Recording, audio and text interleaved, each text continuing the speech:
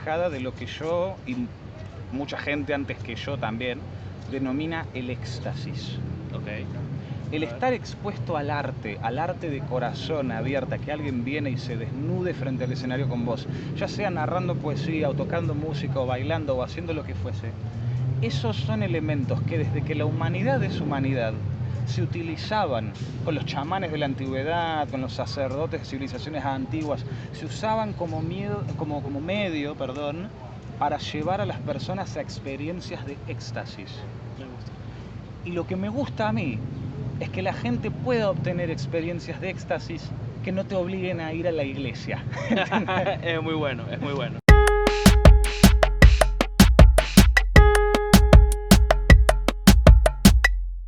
Bienvenidos, bienvenidas, gracias por estar acá. Esto es una colaboración entre mi podcast y la fábrica de la Godzilla, contenido audiovisual. Vamos a estar entrevistando a el señor Goldenberg. Un placer. Un placer. Mi primera pregunta, que ni siquiera es como una pregunta, es para empezar a romper el hielo, es ¿cómo te definirías a ti mismo, ya sea en general o artísticamente? Artísticamente, yo soy un narrador. Un narrador. A mí me gusta contar historias.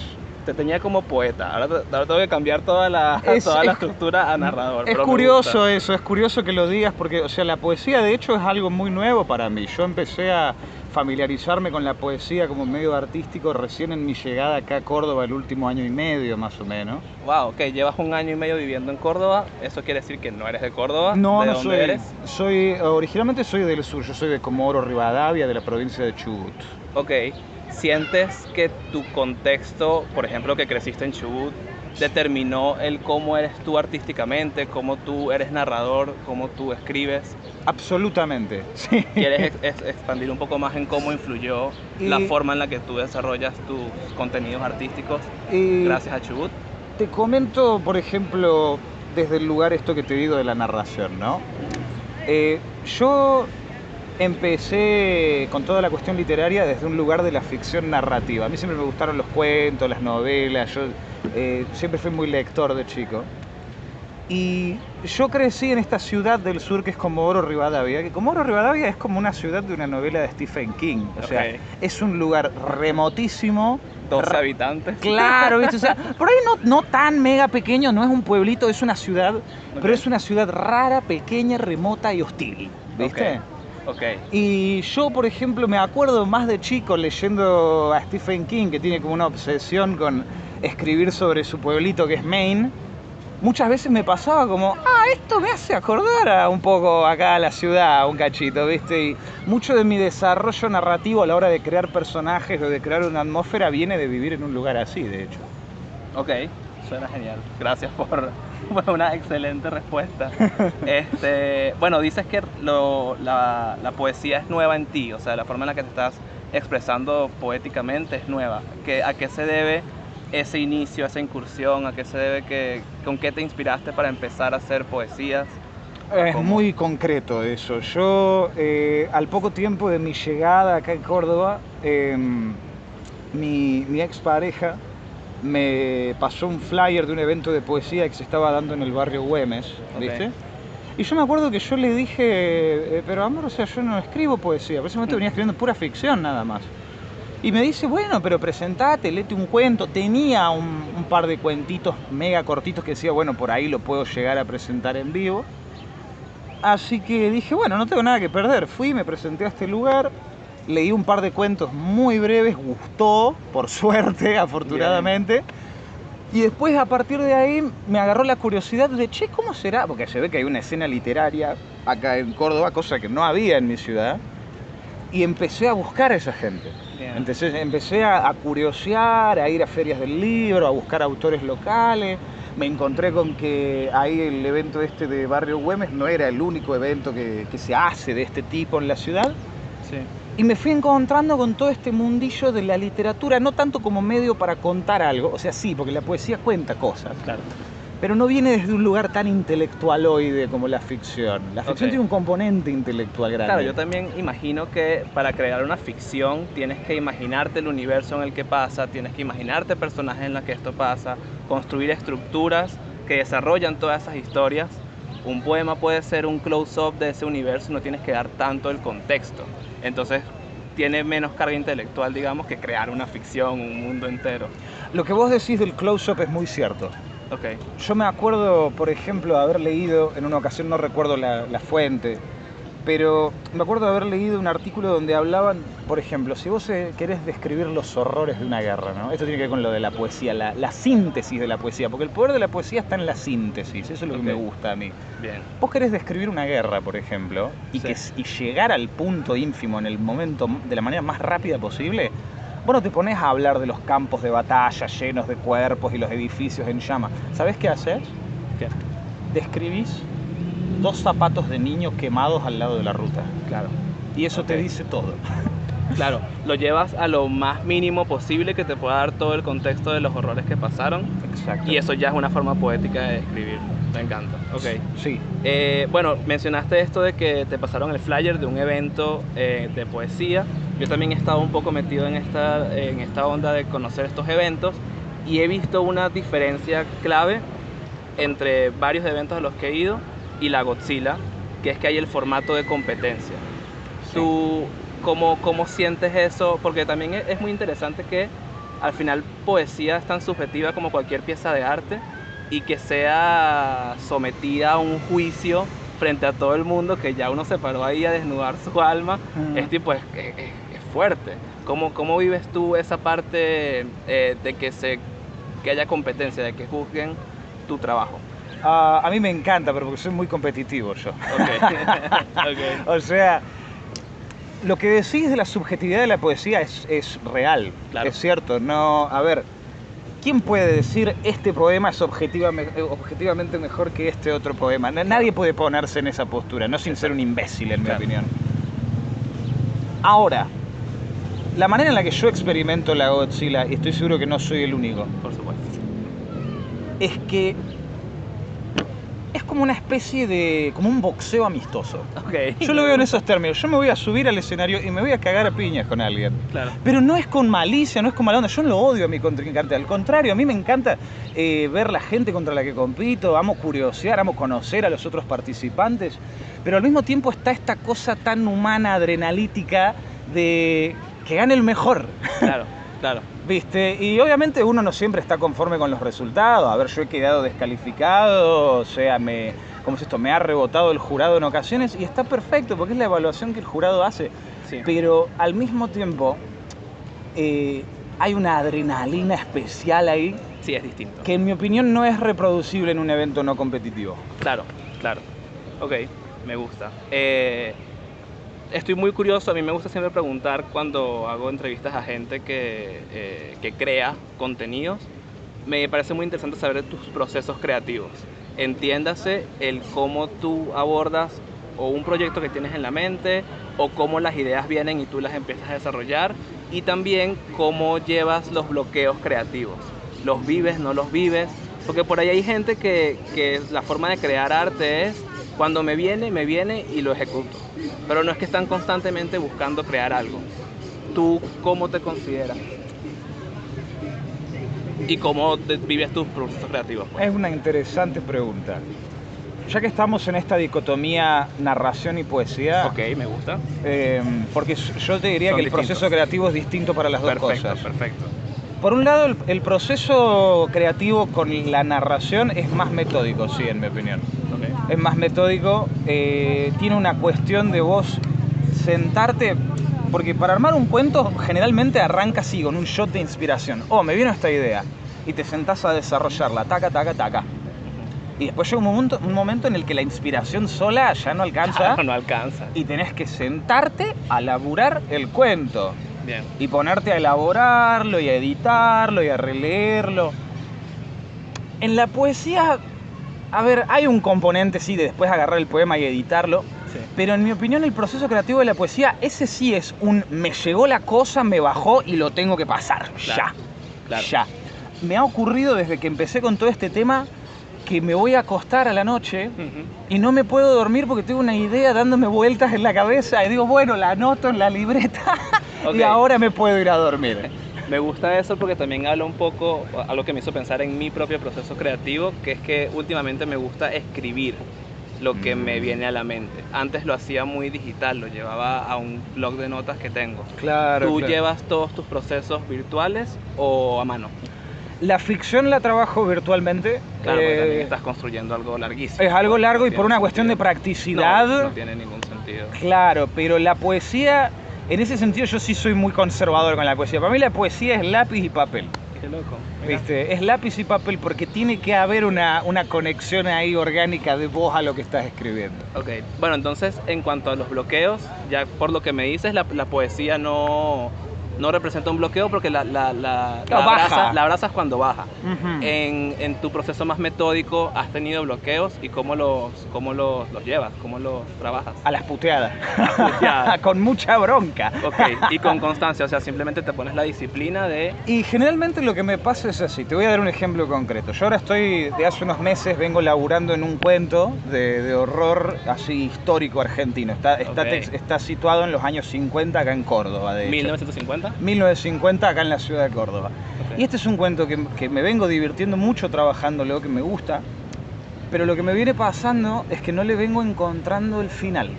Ok. ¿Viste? O sea, tengo una idea de cómo quiero que termine y no estoy pudiendo conectarlo. Y esto cuando me pasa, los finales especialmente son, en mi opinión, uno de los mayores inductores de bloqueos creativos. Terminar una Ok. historia y que estés contento con el final es una de las cosas más desafiantes que hay en el planeta. Ok. Y yo lo que hago es que cuando noto que me estoy frustrando en serio, Sí. yo lo dejo al cuento. Ok. Lo suelto unos días, unas semanas, capaz unos meses inclusive, dependiendo del cuento. Yo hay cuentos que me ha tomado un año terminarlos. Es que sí. Y no de laburo continuo, de simplemente no tengo el final de esto ahora. Claro. Así que en mi opinión, para ser más concreto con esto, Saber soltar tu obra, digamos. claro, Darle ¿viste? su Yo digo, me voy a espacio, su alejar de tiempo. esto un rato porque me voy a frustrar y lo voy a mandar a la mierda y no lo voy a terminar. Sí.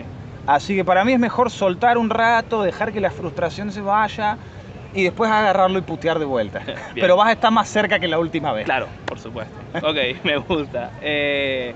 Bueno, esto de que dices que eres narrador, siento que se conecta mucho con esta pregunta y también con algo que hablamos hace un rato, que es que escribir poesía viene de algo muy emocional o íntimo, o bueno, puede venir de lugares muy íntimos, muy internos. ¿Cómo te sientes tú al tener que exponer eso en público? ¿Cómo se te hace poder mostrarlo, desnudarte al público? He visto en ti que eso no se te hace muy difícil porque eres muy narrador y un performer y la verdad es que tienes una gestualidad increíble cuando te paras en el escenario. ¿Siempre fue así? ¿Cómo llegaste a eso? ¿Siempre que recitabas tenías esa voz, esa fuerza o fue algo que fuiste aprendiendo con, no sé, metodologías del escenario? ¿O cómo has vivido tú cuando te toca recitar tus cosas? Yo creo que la preparación de eso, o sea, ha venido en tres partes en mi vida. Yo de hecho, o sea, no siempre fui así. Yo de hecho de niño era muy retraído, extremadamente retraído y tímido. Y en un momento de la secundaria empecé a ir a clases de teatro en la escuela. Ok, Fueron varios años de clases de teatro que hice. Eso me ayudó a soltar muchísimo. Te ayuda a quitarte el miedo al habla pública, ayuda a quitarte el miedo al escenario, ayuda a aprender cosas como proyectar la voz, el cómo modular, trabajas todo eso. Después tuve muchos años de jugar a Calabozos y Dragones. ok, ya eso desarrollas un juego que es de rol, ¿no? Entonces, Exacto. al tener un juego de rol es casi como que una obra de teatro improvisada con Espontánea. con tus compas, bien espontánea. Y claro, ahí, ok, entiendo. Pero perdón, te interrumpí. Y no, está bien, está bien. Y la tercera parte de esto fue justamente esta última llegada y encuentro con este formato de poesía en vivo. Ok, Porque es algo que yo no conocía, sabía de su existencia, pero no lo conocía. De hecho, las veces anteriores en mi vida que yo había escuchado de la idea de la poesía slam me pareció una cosa medio ridícula, honestamente. Pero viste que la vida tiene un sentido del humor, Sí. de agarrarte en las cosas que decís, esto es una gelada, y después te pone en medio de eso y te obliga a decir, Sí. no, está bueno, me tengo que comer mis palabras Claro. con tenedor, ¿viste? claro, uno siempre se come sus palabras. También los clásicos nunca digas nunca, uno termina haciendo algo de ese nunca. Sí, Como sí, que sí. la vida siempre te va a dar muchas vueltas, cambios que uno no se espera y hay que abrazarlos. Hay que abrazar, no te queda de otra. Claro, claro. ¿Qué vas a estar peleado con eso? Y claro, no ser orgulloso con estar peleado con tu yo del pasado que decía que no. O sea, es como las cosas cambian y evolucionan. Vos no sabés la gracia que a mí me agarraría agarrar al yo de 20 años y ponerlo acá, en este momento. Claro. ¿Viste? Y tipo, él... mierda, ¿en qué Claro, soy? ¿viste? Yo creo que el loco diría, o nos volvimos completamente locos, no sé qué pasó en medio. Ok.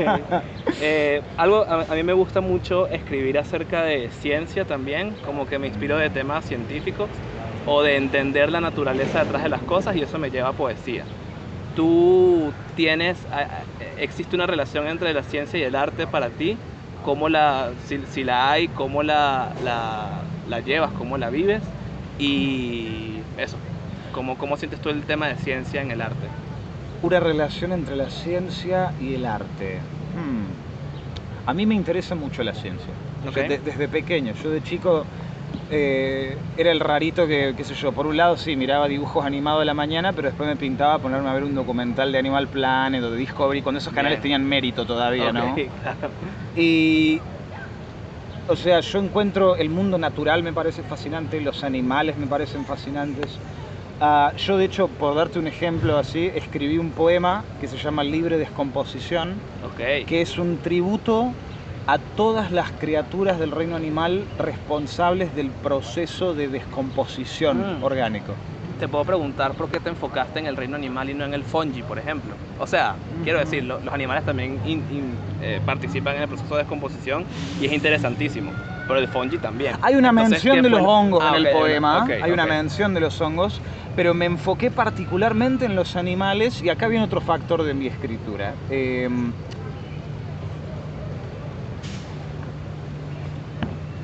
Hay muchos animales, muchas criaturas, muchos seres en el mundo que habitamos, seres humanos también, que están, en mi opinión, muy injustamente repudiados y satanizados.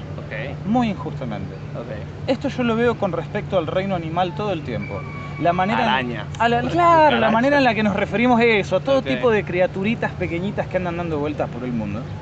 El desprecio con el que hablamos de criaturas como las ratas o las moscas o las cucarachas, que son seres completamente inocentes que lo único que están haciendo es una función natural. Y vivir. Y vivir. Claro. Simplemente es una función natural que a nosotros no nos gusta porque nos recuerda que algún día nos vamos a pudrir en el suelo también. Wow. ¿Viste? Y yo, digamos, a mí me gusta también el utilizar la poesía y la escritura como medio para luchar contra esos prejuicios. Una de las cosas más valiosas que ha hecho para mí la literatura y la poesía es exponerme a mis propios prejuicios y obligarme a revisarlos. Y eso es algo que a mí me gusta hacer. A mí me gusta poner incómoda a la gente.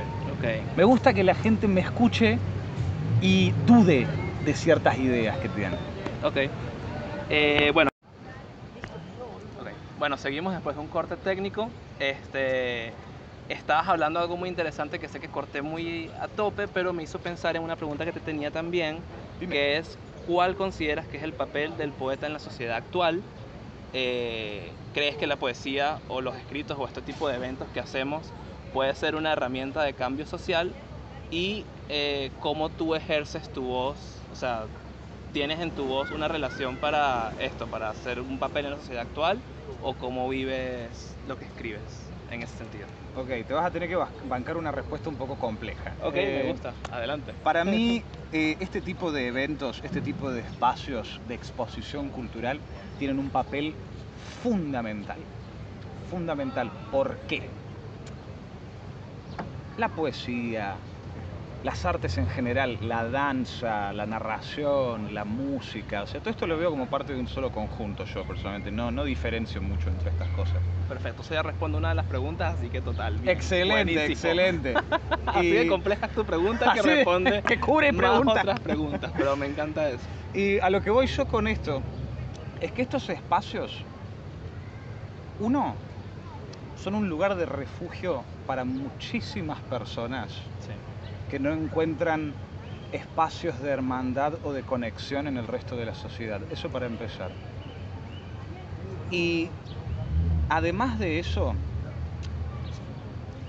nosotros vivimos en una sociedad que está muy alejada de lo que yo mucha gente antes que yo también, denomina el éxtasis. Ok. El estar expuesto al arte de corazón abierta, que alguien viene y se desnude frente al escenario con vos, ya sea narrando poesía, o tocando música, o bailando, o haciendo lo que fuese, esos son elementos que desde que la humanidad es humanidad, se utilizaban con los chamanes de la antigüedad, con los sacerdotes de civilizaciones antiguas, se usaban como medio, para llevar a las personas a experiencias de éxtasis. Me gusta. Y lo que me gusta a mí es que la gente pueda obtener experiencias de éxtasis que no te obliguen a ir a la iglesia. Es muy bueno, ok. O sea, lo ves como también una relación espiritual que podemos tener, la forma en la que el humano se lleva con el arte. A día de y hoy, aparte es histórica, como estás describiendo. Yo diría, de hecho, a día de hoy, que mi práctica religiosa es la escritura. Me gusta. Yo no tengo religión y no tengo Dios salvo la creatividad. Otra de las preguntas iba con la difusión, y me gusta cómo lo conectas acá porque a lo largo del tiempo, como escribes, la forma en la que se transmitían los textos era muy hablada, había una difusión también como de enseñanza a las generaciones futuras, de cómo transmitíamos el arte. Hoy en día, con redes sociales, con otras plataformas para compartir el contenido y creaciones artísticas, ¿cómo sientes que los mensajes artísticos están llegando? ¿Ya no llegan? ¿Llegan menos? ¿Llegan diluidos? ¿Sientes que más bien es una herramienta para llegar a más? ¿Cómo te relacionas tú con redes sociales o los nuevos medios de difusión para transmitir tu arte? Soy severamente crítico de los medios estos yo. O Ok. sea, a ver, no quiero ponerme en plan de ser el viejo que dice que las redes sociales son un invento del maligno ni nada por el estilo. Okay. Pero sí debo decir que, en mi opinión, en lo que respecta particularmente a la difusión artística, las redes sociales es más lo que perjudican que lo que ayudan. Okay. Porque terminan convirtiendo la expresión artística en esta suerte de comodificación de producir contenido que genere engagement con los algoritmos. Y ya no se trata de expresar algo que te pasa o de compartir algo o de generar éxtasis en las personas, sino que se trata de movilizar información para mantenerte entretenido unos momentos mientras esperas a morir, ¿entendés? Para mí tiene muchísimo más valor el que vos te tomes el tiempo de ir a un show local en tu ciudad a presenciar una persona compartiendo algo que mires 100 millones de cosas en internet. Okay. Porque esas 100 millones de cosas que vas a ver, no estás conectando con ellas, las estás viendo pero no las estás percibiendo genuinamente. Okay. Así que no veo un gran valor en eso yo. Ok. Tenía también preguntas referentes a la inteligencia artificial, pero con esta opinión referente a las redes sociales, creo que, o sea, has usado Puedo responderte si querés igual. No, yo por eso, pero has usado inteligencia artificial para tus creaciones. En caso de que no, ¿cómo ves el futuro de que mucha gente esté creando ahora usando inteligencias artificiales? Ya sea crear ilustraciones, animaciones, piezas de música, escritos incluso. Creo que en Amazon hace poco como que pusieron una restricción porque estaban publicando muchos libros que venían directamente de ChatGPT y ya. Escuché de esto, sí. Entonces, ¿cómo crees que va a ser el futuro de que la gente ahora está usando todas estas herramientas para crear sus nuevas piezas de arte? ¿Las considerarías arte? ¿Sientes que ya no serían arte? ¿El concepto va a evolucionar, va a cambiar? ¿Cómo ves esa parte tú? Fueron como muchas preguntas. No, pero lo entiendo perfectamente. Yo creo que es imposible saber la dirección exacta de esto en este momento. Okay. Porque estamos viendo ni siquiera la infancia, estamos viendo la cuna de esto. La cuna de ¿no? Es la cuna, claro. Yo, mira, voy a ser totalmente franco. Para la escritura no he utilizado inteligencia artificial. Okay. Sí tuve asistencia de un amigo muy querido. Tengo un canal de YouTube yo. Creo que ya se cortó. Sí, se cortó la cámara. Fuck. Uy, va buena. Bueno, vamos a seguir grabando el audio. Sí, no te preocupes. Y nada, yo ahí lo empato bien para que termines esta respuesta y ya... Dale, perfecto. No, lo que iba es de que para mí es muy temprano para saber. Nos hallamos en la cuna de este desarrollo de inteligencia artificial. Sí. Y yo no lo he usado para escribir, sí lo usé para mi canal de YouTube. Un amigo le pedí, o sea, él me ofreció usar inteligencia artificial y yo le pedí que sí, que lo haga, para hacer un slideshow de imágenes que fueran con un cuento mío narrado. Perfecto, perfecto. Y, o sea, los resultados me parecieron mayormente positivos. Ok. Yo específicamente hablé con él de usar imágenes que no tengan copyright, cosa de Claro, no robarle el importante. trabajo a nadie. Bien. Porque sí tengo esa crítica, no me gusta la idea de que vos puedas generar algo que llames una pieza de arte propia utilizando un algoritmo que simplemente manotea cosas de otros lugares. Claro. Y sí, podemos hablar todo lo que quieras de que los seres humanos hacen lo mismo y lo que vos sea, sí, pero el ser humano se tomó el tiempo de ponerse a hacer el coso de él. Claro. Y capaz será esnovista, capaz va a haber alguien que escuche esta entrevista en 20 años y diga que viejo conservador, elitista de mierda. Pero sí, loco, si vos no te tomaste el tiempo de hacerlo, no me parece que sea tu trabajo, hermano. No me parece respetable tampoco. Y si te haces llamar artista con algo que vos generaste con un prompt en una aplicación, Claro. la verdad que me parece que sos un imbécil. Estás mal ubicado en la palmera, hermano. Ok. Ok. Bueno, creo que ya estamos finales. Estamos Me a faltaron tiempo. unas cuantas preguntas, pero nada, estuvo genial, la pasé re bien. Gracias por responder, por Un placer, hermano. por estar abierto y por nada, excelente influencia que haces, que tienes, lo que escribes, y ya nos vamos a ver más tarde con un texto que vas a recitar. Por supuesto. Gracias, hermano. Gracias.